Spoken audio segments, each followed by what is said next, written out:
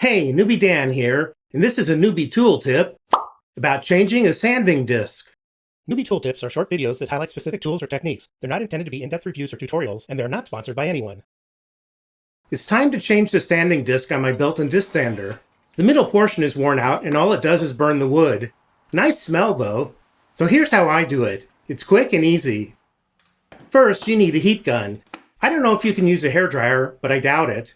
You can find heat guns that are pretty inexpensive, like these. Or you can buy the one I have, which is not inexpensive. I bought this a while ago when I thought it was made out of money. I'll put links to various options in the description below. You'll also need a putty knife, like this old one I use. And you need some lacquer thinner and a rag. And I suppose it would help to have a new sanding disc ready also. First, remove anything that's in the way of getting to the disc. In my case, I remove the table and clean up some of the gunk. Then I take off the plastic guard. I learned that I don't have to completely remove the screws, just loosen them and the guard comes right off.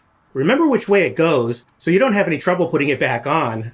I clean up some more stuff, and then get my heat gun ready. I get mine up to around 900 degrees, which is probably hotter than necessary, but I'm impatient by nature.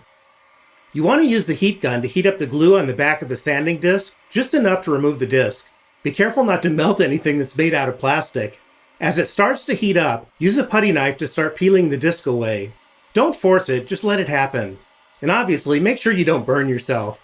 I forgot one thing when I started. I usually jam a piece of wood in here so the drum doesn't move. Then, just keep at it until the disc comes completely off. Try not to leave the heat gun pointed at any one spot for too long.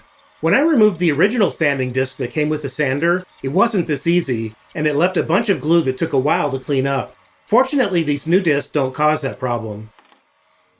Once the disc has cooled off enough to touch, use some lacquer thinner on a rag to clean up any leftover glue. Then continue to let it cool until it's cool enough that you can leave your hand on it. Here's my old sanding disc.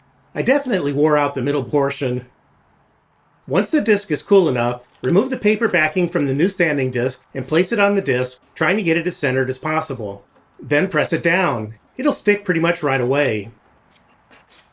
Now we can put everything back on. When you put the table on, use a square to make sure it's back at 90 degrees. Then we give it a try to make sure everything's okay. That's all there is to it. If you found this video helpful, please give it a thumbs up and consider leaving a comment. Thanks!